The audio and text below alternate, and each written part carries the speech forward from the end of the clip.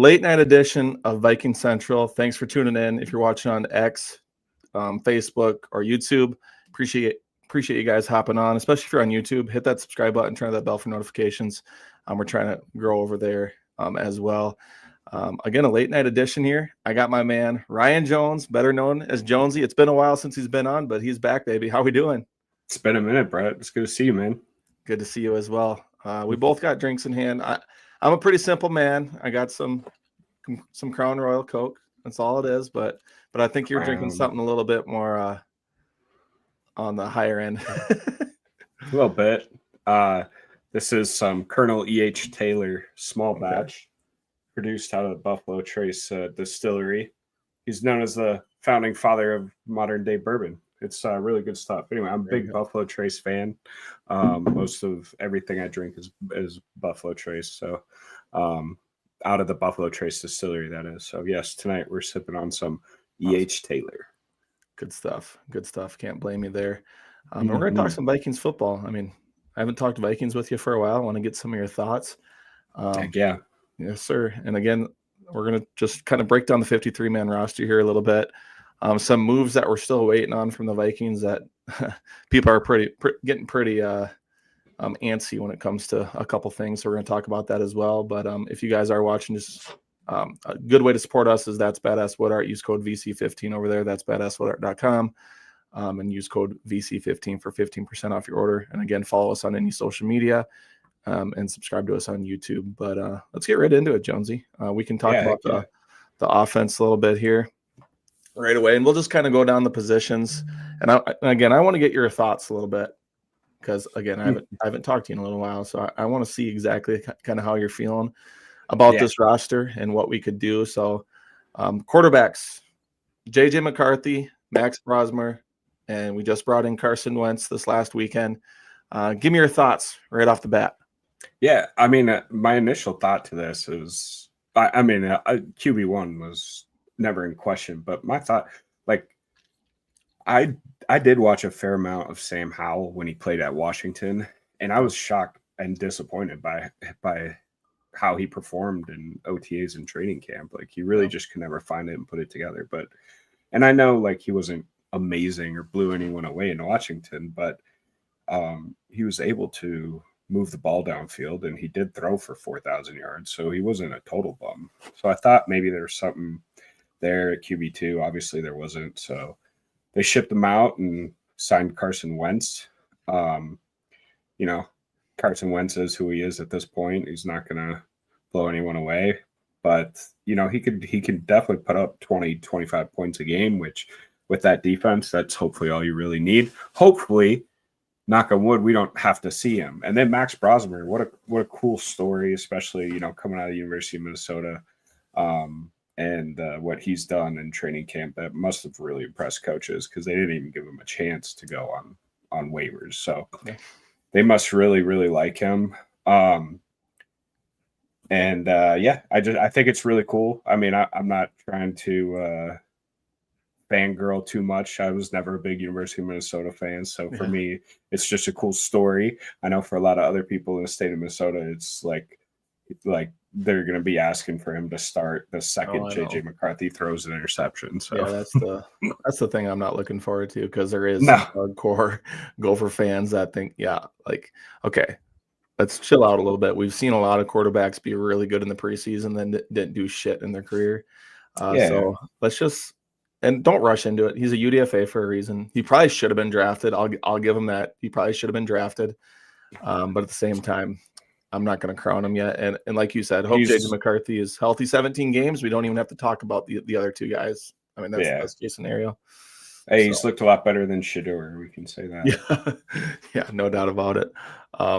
But yeah, I feel like that room is pretty solidified the way it is. I mean, Max, like you said, just kind of went over expectations.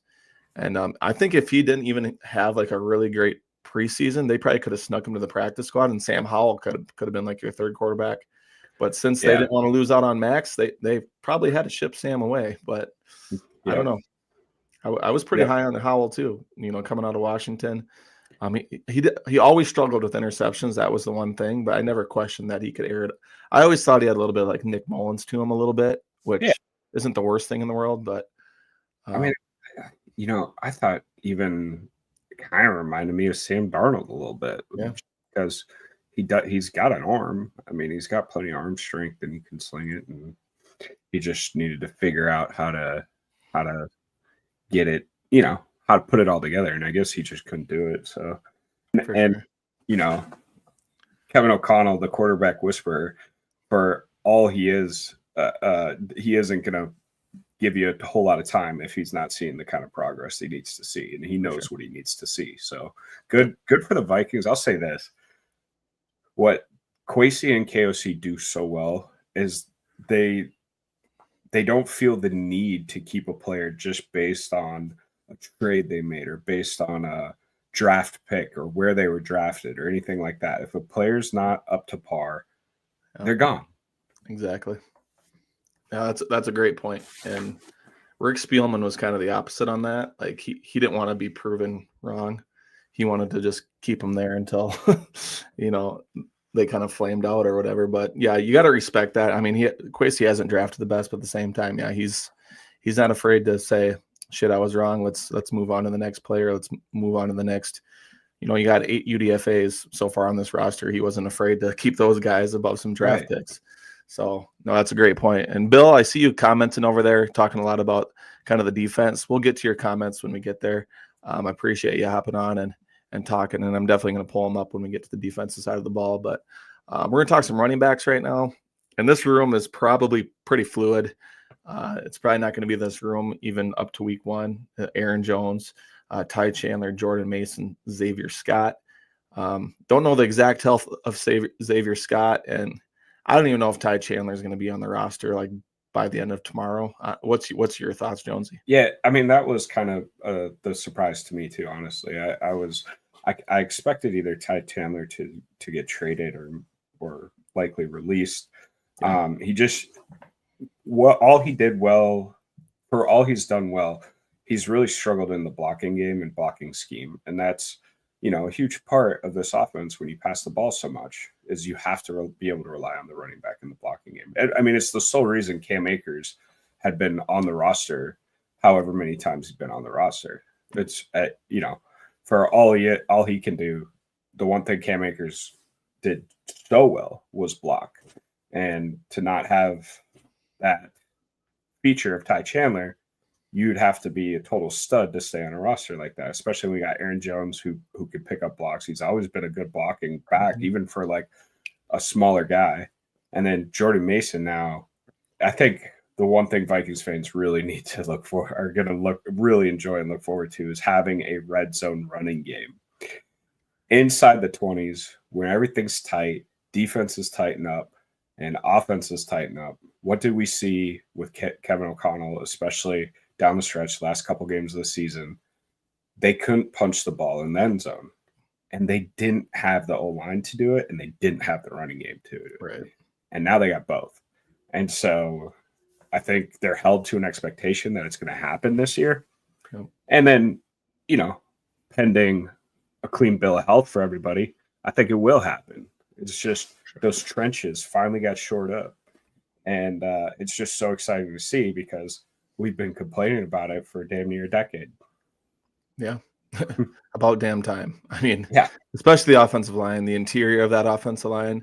No more rotating guards like every 4 games. Like, man, the Jersamia days, who else was in that group? Shit. Elfline, Ed Ingram. I mean, that was pretty recently, but I mean, there's a lot of guys in there that is just a revolving door. Ezra Cleveland. Yeah. I mean, just guys that were either playing out of position or just way in over their head. And I'm glad they went out and paid for a top tier guy like Will Fries. And then you go use your first round pick on a guy that's played Big Ten football, and he's played a lot of football at a high level, and Donovan Jackson.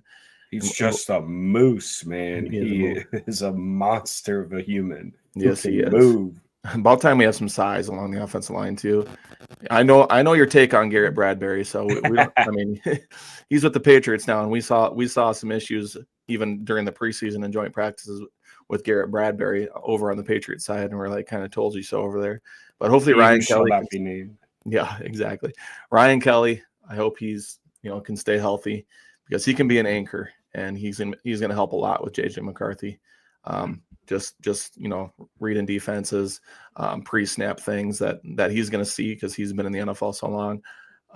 So I'm really looking forward to that as well. But yeah, but I definitely agree. I this is obviously a rough draft, I think, of the actual roster. yeah, We're going to no see some changes before the season starts. I think Yep. kind of have to see some changes before the season starts, but sure. and CJ Ham going on injured reserve, that creates some, that's going to be a roster spot right there when he's back. So no doubt about it. And hopefully Aaron Jones stays healthy, but we've seen him get banged up, miss a handful of games. So that even that third running back spot's gonna be pretty important because he's probably going to get some playing time. And Xavier Scott, a UDFA from I think 2 years ago. Hopefully he can come in and make a difference if he needs to. But do you see them kind of looking elsewhere for a running back 3, or do you think they're pretty comfortable with him maybe getting a little bit of a workload if needed? No, I think he showed enough, and I think they're deep enough at the running back spot where if Aaron Jones misses time or if Jordan Mason misses time, I think they're comfortable with where they are. For sure. No, I 100%. If they both go down, then obviously it has to change. Yeah, then something does have to change, obviously. Yeah. CJ Ham is kind of interesting to me because obviously he's not. I mean, it's a fullback. That's can only do so much. We don't use a lot of fullbacks, but at the same time, Kevin O'Connell's talked about that he really wants to emphasize the run game, especially early on in the season when you have Jordan Addison out. Do you think they bring in someone to be a fullback? Well, because it sounds like he's going to be probably out the first couple of weeks, maybe. But I don't know. Or can you line up like a Ben Yurcek there? Well, that's what I was going to say. They kept Yurcek and I mean Josh Oliver is one of the best blocking tight ends in the NFL. Yeah. So and to be honest, like CJ Ham, offensively, he's not on the field very often. Right. They do put him in special teams, and they use him in that. And he's obviously just a all-around team leader that they really love him for those reasons. I don't know that they're really going to miss him a whole lot on offense. So no, I don't think they bring in a fullback. Sure. And Bill on here, I'll pop this one up because it does have to do with the running back. I think they might pick up a running back. Thor Nystrom mentioned Damian Martinez, a bigger back who's a rookie from Miami. In my opinion, we can do better at RB3. I do like Damian Martinez. He was kind of a draft crush of mine, but I don't know. I think he's probably going to get. We're 24th on the waiver wire, and he's going to be. He's a rookie, so he's going to be a waiver guy. Otherwise, he could probably just go to the practice squad. That who was that cat? Kamani Vidal. I think was his name. He got released also. And that was a big draft guy. Is he out of Troy? I think he's out of Troy, one of those smaller schools. It was a smaller, it was like some Maction school, but yeah, and I don't know, man. I don't think running back is just. I think they're putting all their resources and they're really focusing on receiver and cornerback right now, and I don't think they're going to address much on the running back side with two healthy workhorse backs that can carry the load. For sure. So, I mean, I wouldn't be surprised if they grab someone, but at the same time, I mean, I wouldn't be surprised if they just stay with what they got as well, because there is a bigger areas, and we're going to talk about one of those areas here next. There's about 20 of you watching over on YouTube. If you're not subscribed, just hit that subscribe button, turn on the bell for notifications.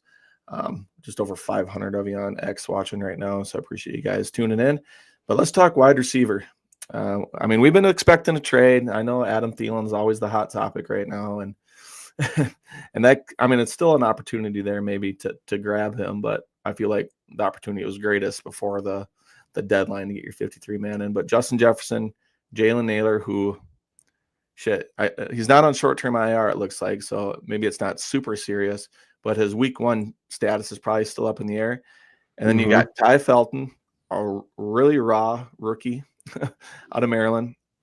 Tim Jones, who's known for special teams, and then Miles Price, who's probably he might not even be on the roster if they pick up a couple guys, but he's a really good return man. What do you think of that receiver room? Well, I mean, it's the best receiver in the NFL, so Yeah, at least you can start there at least. But for sure. and the Jordan Addison suspension definitely, it goes without saying, creates a little bit of havoc in the wide receiver room. Jalen Naylor with a hand injury, who's already kind of known for some drops here and there. So it's it is a little bit worrisome going into the early season. What I will say is I think you're going to see a Vikings offense that doesn't look quite the same as it has in the past few years. Just because they're going to be able to move the ball on the ground a lot more. So if you're able to make them put three true linebackers on the field, and hypothetically a 4-3 defense, well, you're going to create a lot of favorable matchups for Justin Jefferson no matter what. So I think you'll see a lot more 12 personnel with one back, two tight ends. For sure. 100% agree. Yep. But yeah, I mean, I obviously this wide receiver room isn't what it's going to be. It's just an early version. It's not nearly finished to what it's going to be. Yep. I believe the Vikings will target. I mean, there's quite a few names that get tossed around. Obviously, Thielen was the most popular name. Yep. And it just sounds like for the Panthers, the problem is, what incentive do they have to trade him? Like for them, they're like, why would we get rid of him right now? He's very affordable for us. He's a veteran leader amongst a lot of young receivers, and he really helps our quarterback a lot. So if you want him, you're overpaying for him. Like it is what it is if you want him. And the one thing that the Vikings don't do a whole lot is just toss away draft picks like nothing. So I don't know. They're obviously playing hardball.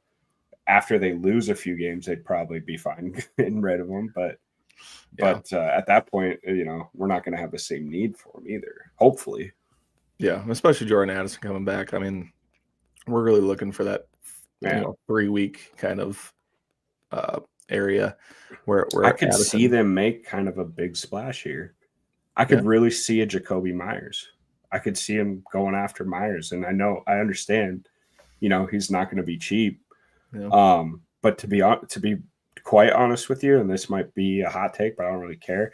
I don't think Jordan Addison gets a contract past his rookie contract with the Vikings, just because he's going to be so leveraged. They're going to be able to leverage him so much for trade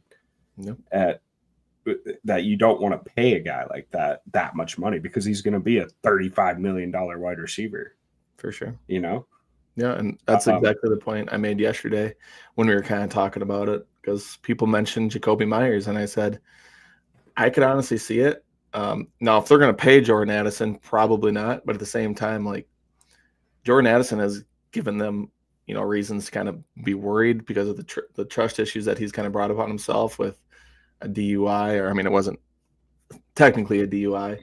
Yeah, whatever got dropped on you. Speeding 140 miles per hour in a 50-mile-per-hour zone. I mean, I feel like he's gotten better. He's gotten more mature, but at the same time, he's going to be asking for a lot of money. And I don't know. He could be looking to be a wide receiver. He knows he's not going to be a number one wide receiver as long as Justin Jefferson's in Minnesota. So could he want to test the market? And the Vikings probably next year, contract year, they could probably get a pretty good load of draft picks for him. So and even if they Jacoby Myers, I really would. Even if they put him on like a 1-year rental, though, you know what I mean? Yeah. Like, hey, Jacoby, you're going to play with the best wide receiver in football. Oh, and then when Jordan Addison's back, you're going to be playing with him too, and you're going to have 1,000 yards receiving, and then you can go get paid in the off season. For sure, it's not a bad idea for him. If I was him, I'd seriously consider it. That's for sure. Yep. But yeah, I mean, I love the idea of him being on the Vikings. I think it would be just so dynamic. The offense would be stupid. It'd be impossible to stop those three. It'd be like, But at the same time, it may be more of a pipe dream. I can see it happening. I can actually see it happening.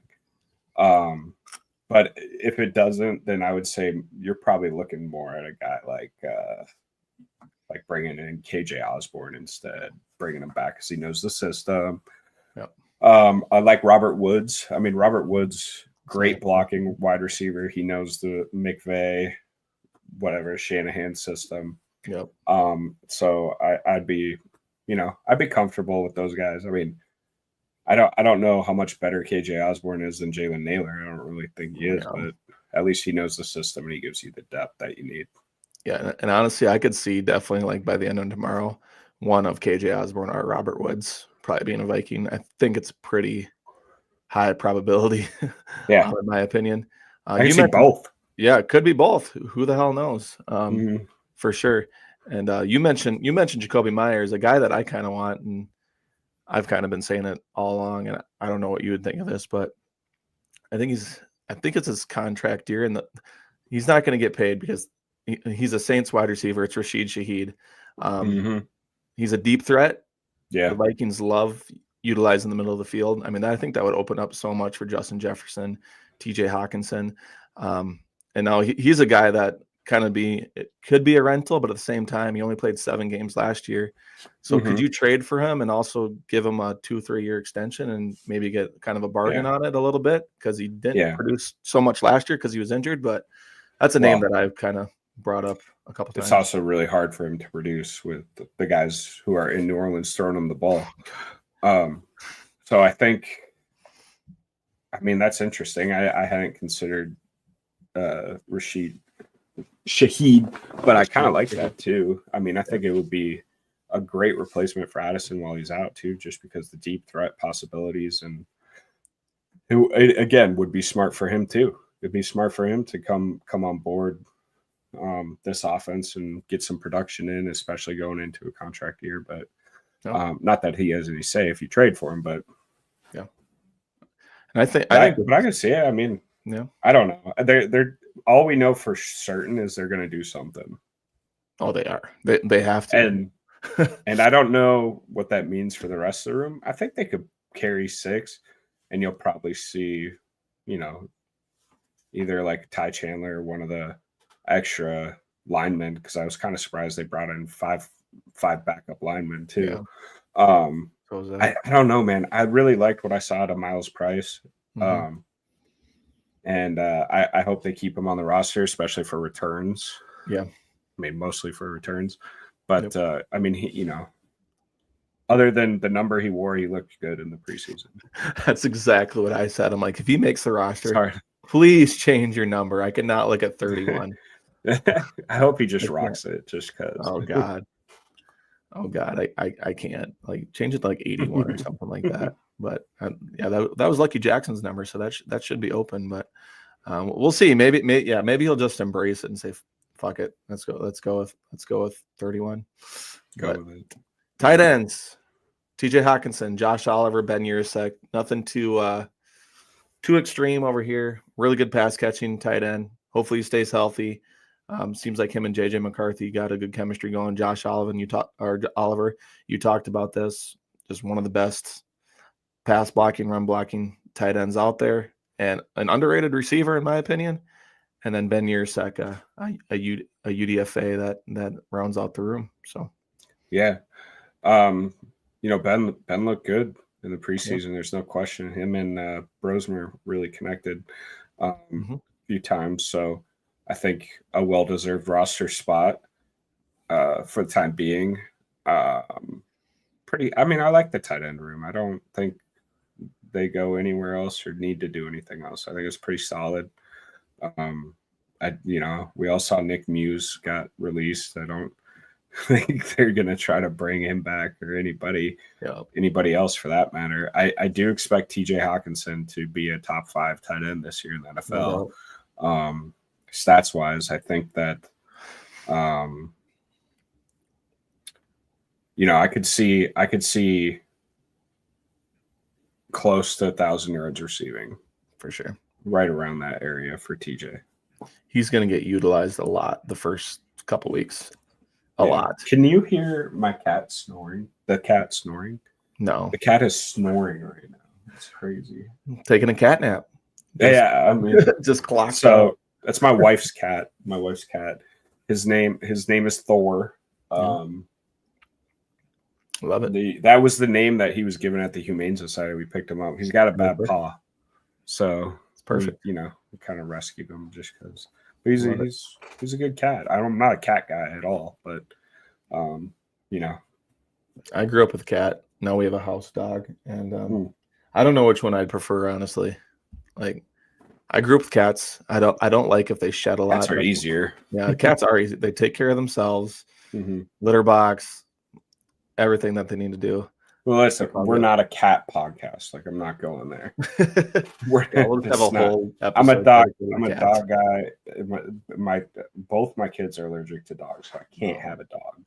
And That makes oddly sense. enough, not allergic to cats, which is weird. But if it was up to me, we'd have a dog. I'm a dog guy through and through. So don't come at me. Yeah. Hey, teach their own. I'm sure there's a lot of cat people on here. I feel like I feel like there's a lot of cat people. Like, Maybe. all my friends have cats, which is kind of weird. I'm like, I always told my wife, because she loves cats. I always told her cats were sent here straight by the devil. They have no soul. that's what they say about redheads too. But Yeah, no souls, soulless cats. soulless Anyway. cats. All right. Speaking of cats, we got some good ones along the offensive line. Dude, I know we talked about it a lot already. We did, and we'll just go through the names real quick. This is probably the best I've felt about an offensive line heading into a season, probably since I can remember. Damn near, pretty close. Maybe like the 2009 offensive line with Brett Favre. I was, like Steve Hutchinson was on there and all that kind of stuff. But Christian Darrisaw, Donovan Jackson, Ryan Kelly, Will Fries, Brian O'Neill going to be your starting five, and then your like you said, they kept 5 reserves, which is pretty hefty. Blake Brandel, Joe Huber, Michael Juergens, Walter Rouse, and Justin Skule.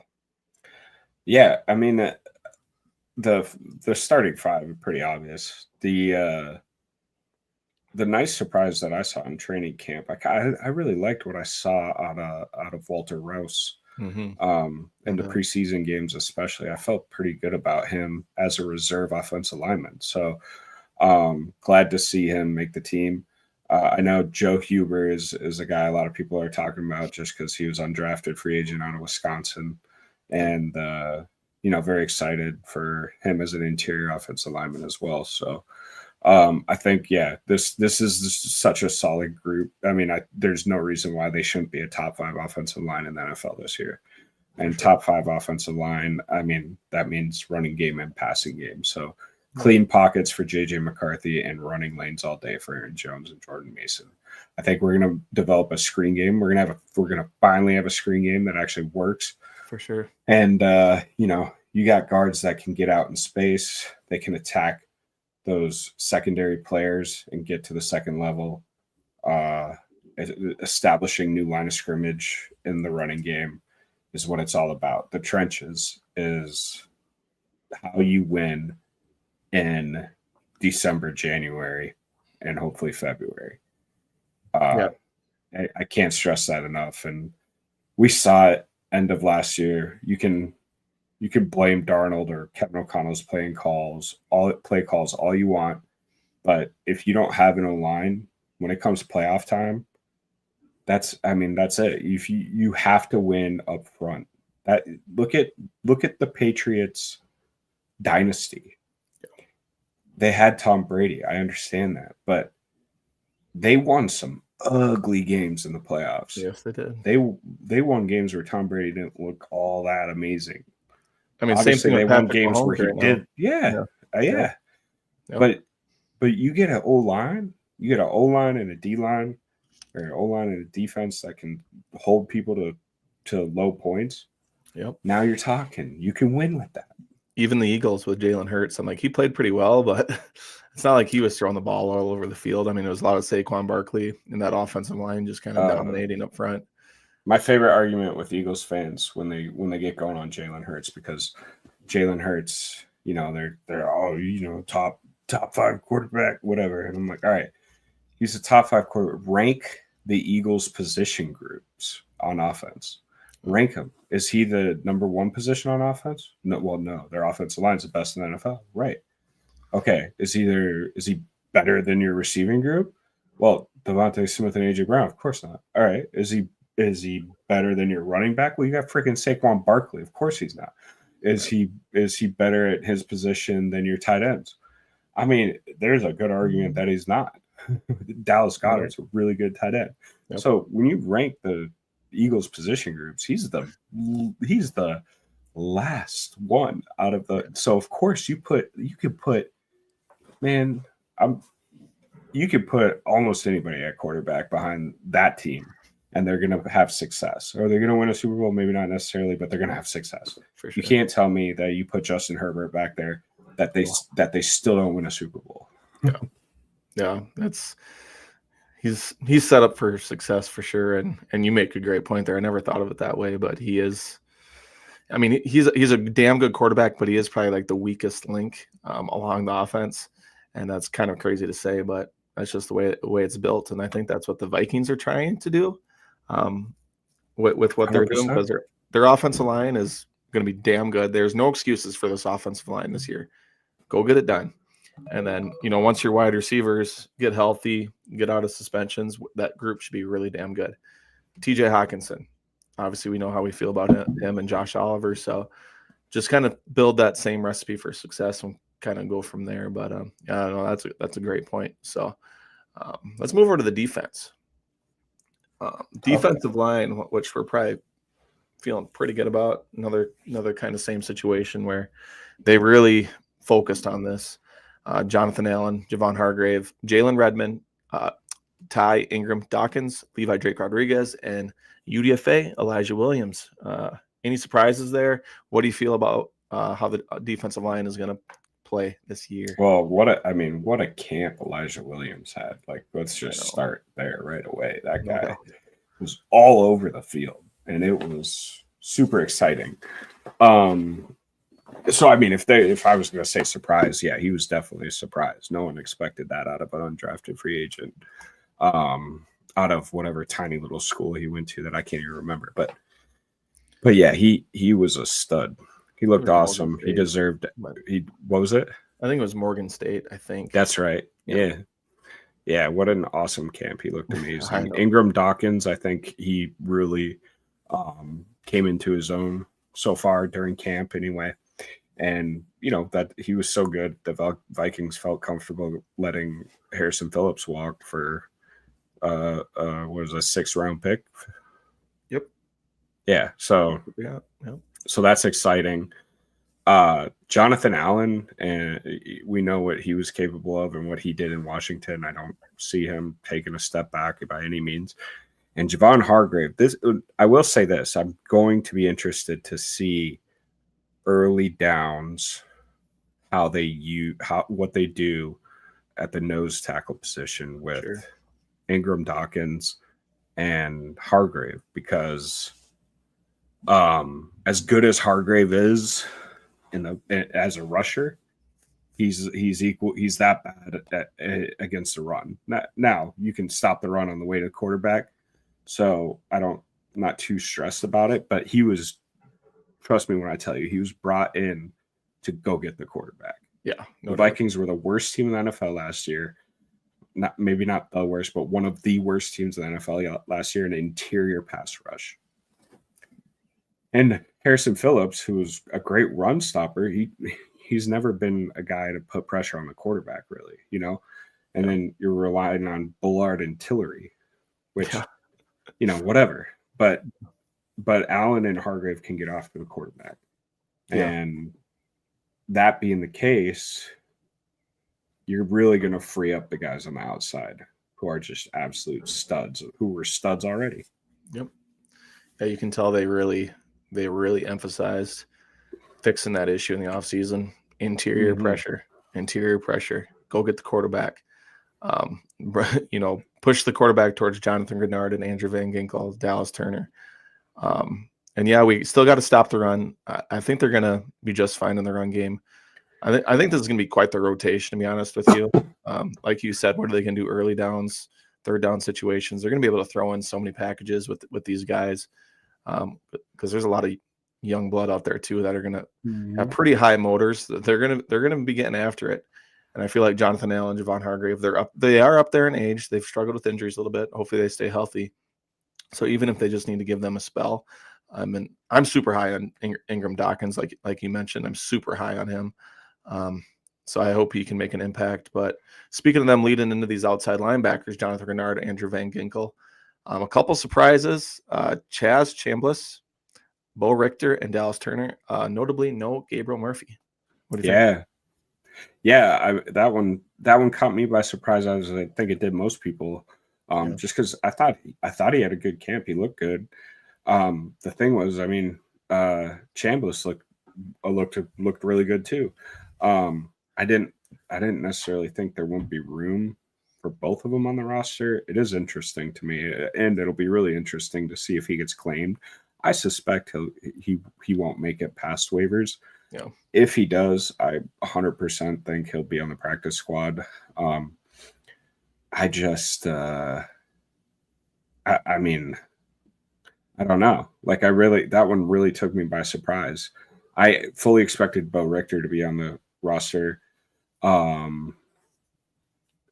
because Bo Richter is a force on special teams. Like, you gotta have guys like that. You gotta have them on special teams. And then Grenard, Van Ginkel, and Dallas Turner, I think, are going to have. I expect a huge jump this year for Dallas Turner. I think he's going to tear it up. I think so too. I'm really excited to see how he plays, what he's added to his game, and I just need to see a bigger snap count, more trust out of Brian Flores. But at the same time, I trust him as well. And here, this is what I wanted to pull up. We're still going to get owned by the Lions. What do you think? Derek Harp is he's just chewing at the bit to come talk smack about hey, why did the Lions dominate the Vikings last year? And when I say dominate, I mean both games were kind of for grabs, but until late in the second half of the second game, but they got dominated up front. They got dominated up front on both sides of the ball.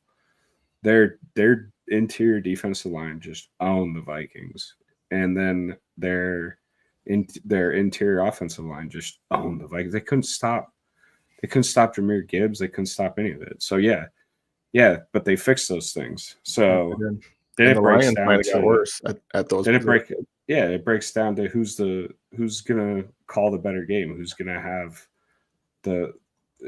and look. You're right. Until the Vikings can prove it, can we say they're going to beat them? No, but they fix the areas. Health is going to play a factor, but supposedly fix the areas they needed to fix to be able to have success against teams like the Lions, like the Rams. Yep. 100%. And maybe even the Eagles. I do think the Eagles should still be favored to win the Super Bowl this year. Just because they're returning pretty much everybody, and they have so many young players on rookie contracts that are contributing immensely. And that's a tough formula to beat. Chiefs are probably going to win it. Taylor Swift, Travis Kelce announced their engagement, so they got they got it lined up. I mean, I think their odds went up probably. 20 to 1. What a smart! I don't like whatever you think about them. Like, just a absolute brilliant business decision by both of them. Oh, yeah. If you just broke it down to like dollars and cents wise, and does Taylor Swift need Travis Kelce? No, but she just tapped into a market that no one would have ever thought she had a chance to tap it into. For sure. Maybe I have to have a whole podcast talking about Taylor Swift and. I know you'd love that, so I'm gonna need a few extra of these. Maybe here in an hour or so or something. Just keep on trucking. No, and then Tyler Batty was placed on IR, designated for return. So who knows? Imagine he'll probably be a cut candidate. Yeah, he'll be a cut candidate probably. Maybe a practice squad guy. UDFA out of Penn State, I believe. Mm-hmm. Steven says she's gonna be the halftime performer and upcoming Super Bowl. I mean, it makes too much sense, really, not to be. Would there be like a conflict of interest there with if like the Chiefs make it and then his fiance is performing No, at I halftime? mean, I wouldn't think there would be. I don't know. That'd just be interesting to me. But Yeah, shit, maybe it does happen. Who knows? I mean, yeah, it's just good for them, I guess. Yeah, good for them. No doubt about it. All right. Inside linebackers, Blake Cashman, Ivan Pace Jr., Austin Keys, another UDFA, Yeah, Kobe King, and Eric Wilson. yeah. I mean, Kobe King, um, he looked good. He looked good so far in the preseason. Eric Wilson coming back, he's great in pass defense. We know him very well, and he's a stud on special teams. Yes, sir. So that I think Blake Cashman and Ivan Pace Jr. have some pretty awesome seasons. It's just there. I don't think you understand how important it is for the interior defensive line. I mean, you probably do understand, but I don't know if everyone understands how huge of a difference Jonathan Allen will make, even if he's not making the play. Yeah. Not like having a 330-pound guard in Blake Cashman's face in the second level, like a half a second into a play, is going to free him up to be even better than he was last year. And on this defense, which is just kamikaze, it's going to be. I mean, it's just going to be fun, man. I just the biggest thing is we all hope everyone stays healthy, because there's really nothing stopping them. They're just ballers out there, and what do the Vikings always say? They want smart football players, and all these guys are smart football players. Yep, no doubt about it. Yeah, I'm pretty high on Kobe King. It was an easy decision choosing him over Brian Asamoah. Had no issue with that. Eric Wilson was a smart player to bring into this system. We know, like you said, he's got the knowledge, high football IQ. If he needs to come in for a couple games, we know Blake Cashman and Ivan Pace have missed a couple games in the past, so I would feel fine with him. You know, if he had to come in for a game or two, and then I think Cashman and Pace are going to have huge years. You know, getting sent on the blitz or whatever they need to do. Some of the best blitzing linebackers in the entire NFL. It's going to be fun. It is going to be fun. Like you said, kind of kamikazes flying all over the place. That's what Brian Flores loves too. So it's a match made in heaven. Austin Keys, I think he could probably be a guy that would probably get released once we do make a couple moves. But another practice squad guy, because he made some nice plays. I heard his name a few times during the preseason. Oh yeah. Props to him for even making the initial 53. Heck yeah, man. So next hot topic, kind of probably the biggest one, is cornerbacks right now. Mm-hmm. There's 4 of them on the roster. Byron Murphy Jr., Isaiah Rodgers, Nudie, Dwight McGlothern, and Jeff Okudah. Mm-hmm. Well, I mean, there was. It was like Jeff Okudah came in and immediately they kind of plugged him into the first team, which I thought was kind of crazy based on what he's been since he got drafted so early by the Lions. But the skill set that he has that makes him a weapon on this particular defense is he's very good at the line of scrimmage. Yes, he is. And he's very good at throwing receiver off their line, off their route, jamming receivers, and he's incredible in the run game. And I think their whole premise is, hey, we don't need you to cover for 4 or 5 seconds. We need you to cover for 2 seconds, because after 2 seconds, we're going to be in the quarterback's grill. And I hope that's the case. So I think he'll probably have the best season he's had as a pro. Just because they're not going to ask him to do more than what he's capable of doing. Hey, keep being one of the best run-stopping corners in the NFL, because if you look at his numbers tackling the running back, he's one of the best. Mm-hmm. And then just be aggressive and physical at the line of scrimmage. Sure. We'll take care of the rest. And when you got Harrison Smith behind you, who maybe isn't the same player he was 4, 5, 6 years ago, he still knows the positions to put everyone in. For sure. And the top three guys, Byron Murphy Jr., Isaiah Rodgers, Jeff Okudah, I feel decently about. You mentioned everything about Okudah. And like you said, I think he's probably going to have the best year of his career, just with the tutelage of Brian Flores. Like you said, Harrison Smith even going to make sure he's, where he's at. And he's going to play a lot in the slot too, which is going to help. I mean, he's got the versatility to, go to the outside. But just to be able to, again, at the line of scrimmage, just jam them, be physical, and let the defensive line do their work, and you're going to be just fine.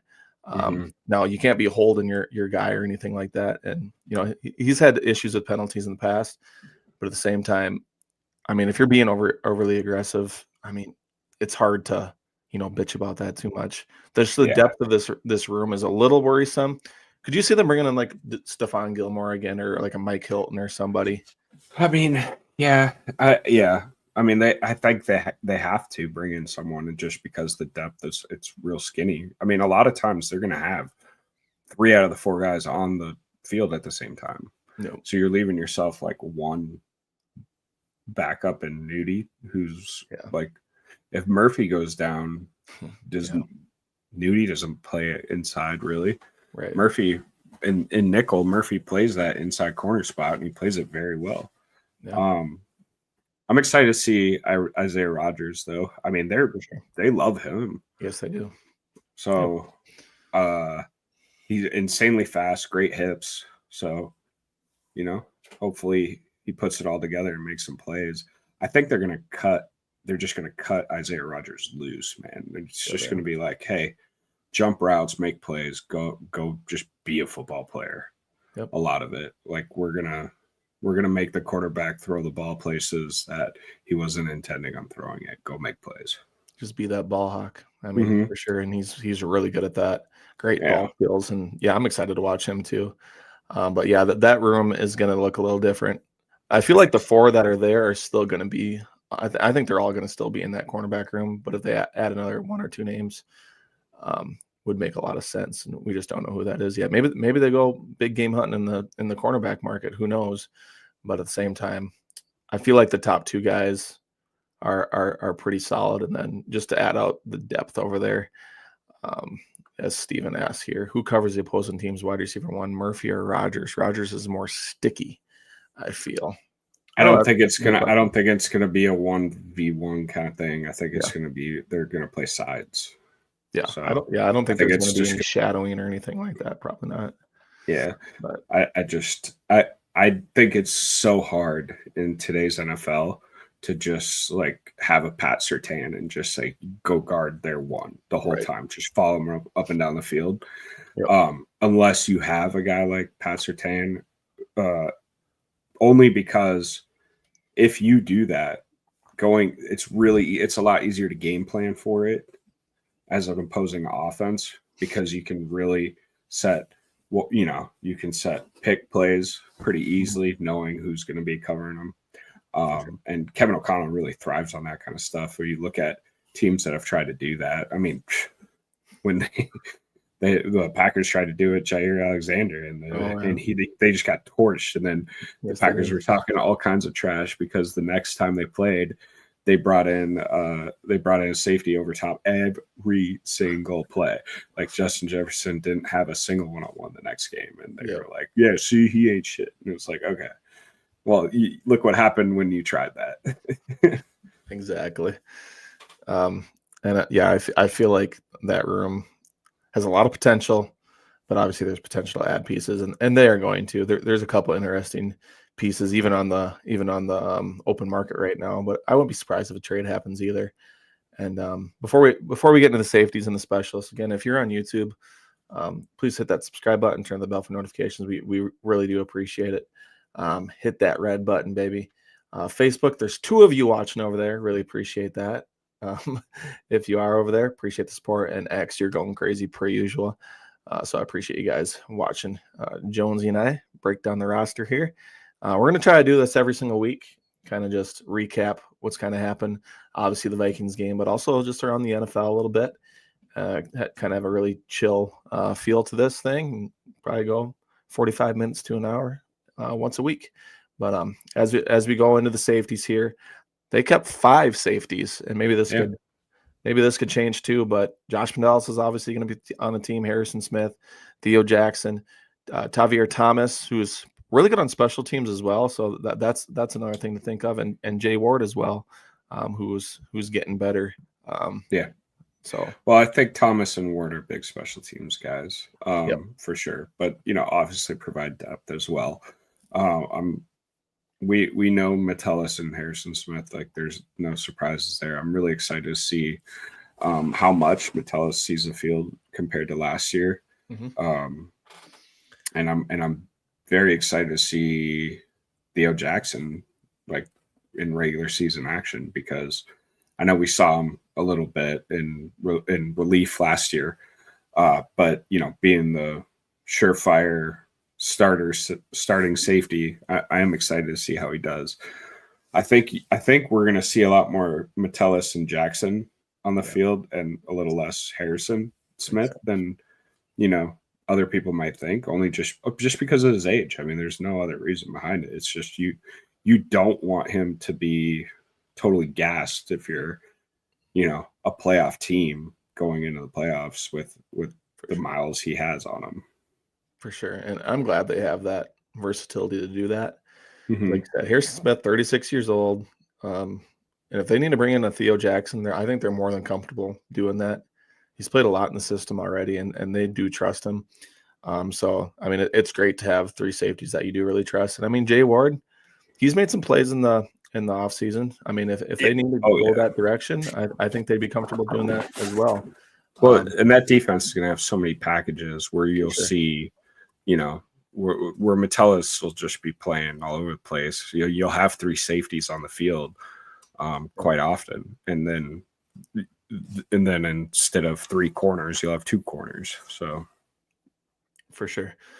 Finishing off with the specials here are pretty self-explanatory. Andrew DePaula, kicker Will Reichard. Now the punter competition was a little iffy right off the bat. I think Oscar Chapman might have won it if he didn't mess up on that final hold. But could they bring in a different punter, or do you think they're going to probably stick it out with Wright? Well, I don't know. Seeing what you've seen the last 2 years, how you can just give him the benefit of the doubt, really, because he hasn't been good. Like, there's no other way around it, Nope. Pinning people inside, the old saying inside the 20, but these days that's nothing for a punter, and he struggled with that. Yep. And I don't know. I really hope they bring someone else in to at least, figure it out. And he hasn't been very good the last couple of years, and there's a reason why it's an open competition every year. Yeah. And I completely agree. I think Chapman wins if he can hold field goal kicks. I really do, for sure, because I felt like he was probably punting better. He was. I don't know. Whatever happened to backup quarterbacks holding the ball? Like, why did that stop? Generally, question. I don't understand. They catch shotgun snaps all day long. Like, what's wrong with them holding? It's a great question. I don't understand. I don't know if it's just because they wanted to keep all the specialists together and kind of work on that. I mean, yeah, but at the same time, Carson Wentz can't hold the football. Yeah. Like, if the holding is an issue, just have the freaking quarterback do it. That's the way I was thinking. I don't understand. I'm tired of Ryan Wright. Now, hopefully they don't need him very much. Like, that's what I hope more than anything, is they don't need to use him a whole lot. Agreed. I think it all went downhill with the Tony Romo botch snap. Kind of started switching, but it doesn't make a lot of sense to me. I mean, I don't know what the decision was, if it was just a league-wide decision, but it just slowly moved to the punters hold now. And I don't know. Like, who cares who holds? Just have someone. Like, it really doesn't matter. And like you said, like backup quarterbacks, they're used to catching a shotgun pass. I mean, they're athletic guys. They should be able to hold. Like, punters, I mean, I guess they catch long snaps too, but at the same time, like, I don't know. But a quarterback will catch 20 a game. A punter might catch 4. Yeah, it's very true. So, but other than that, that's your 53-man roster, and it's probably going to look a lot different week 1. So we're probably going to have to, for now. For now, exactly. So I mean, it's gonna change. It's fluid, like Stephen A. Smith says. It's fluid. The list is fluid. The 53-man roster is fluid. So I don't know. Any other thoughts that you have, Jonesy, before we hop on out of here? Well, no, I just cautiously optimistic for the season. They do have a really tough schedule. So if you're expecting the same number of wins as last year, I think it's going to be tough just because of the schedule in and of itself. But there's no reason to like feel down about this team right now. If you have questions about the quarterback, I think he's shown enough in camp and that I think he's going to be successful. I think he's in the right system to be successful, but I do understand like having questions or doubts about it too. Like I don't know. You got to prove yourself. You just have to. That's the way the NFL works. You got to come in and perform. He wasn't my first pick in that draft. It's not the guy that I thought was going to be the most successful player in this Minnesota team. I wanted Drake May more than anybody, or Jane Daniels, but I knew Daniels was pretty much surefire, no chance. Right. And I was hoping that the Vikings gave up 3 first-round picks to go get Drake May, and I suspect they probably offered maybe close to that, maybe not quite that, and Patriots said no. So, but I'm not hating on McCarthy. I'm not a McCarthy hater. He's on our team, so I'm rooting for him to be successful. And I think he has all the tools, resources, and everything available for him to be successful. So, yes, we will find out quick. Yeah, it starts with Caleb Williams, Monday Night Football, going up against him. And then week 2 is Sunday night versus Michael Penix. But don't call him Penis. Yeah, don't call him Penis. He does not don't call him Penis. Don't do it. Or don't accidentally spell out penis on one of his press conferences. So I mean, shit.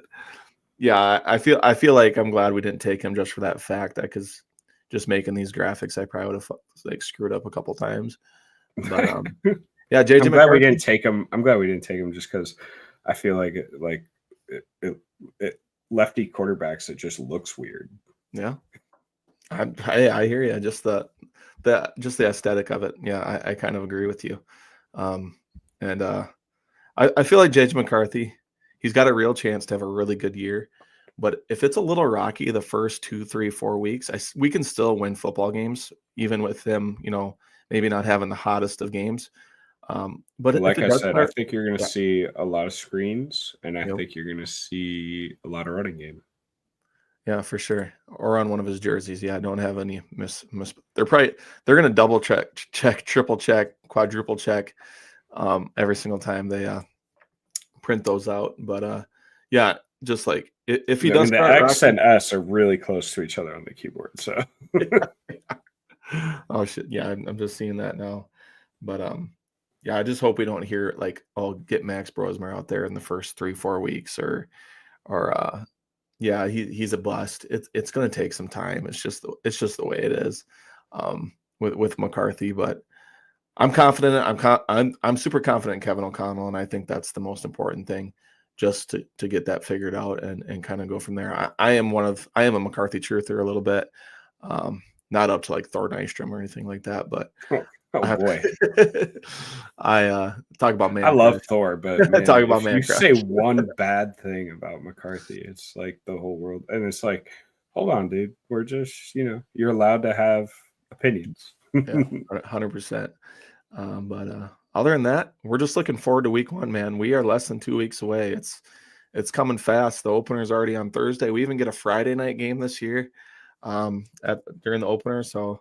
And then Saturday, you got college footballs all day. And then Sunday is obviously the big day. So the weekend should go by fast, but we're going to be itching for Monday Night Football versus the Bears. Can't ask for a better matchup. Caleb Williams versus J.J. McCarthy. Ben Johnson's opener with the Bears going up against Kevin O'Connell at Soldier Field. Really looking forward to it. Like I said before, Jonesy's going to be on here once a week, right around that Sunday, Monday area, probably just kind of recapping everything and talking some freaking football. McCarthy is from Chicago too. That's right. So we're gonna see how he kind of plays right off the bat under the big lights, and with the expectations pretty high. So other than that, Viking Central, Jonesy, appreciate you hopping on, and Thanks for having me. not a problem. We'll see you guys in the next video.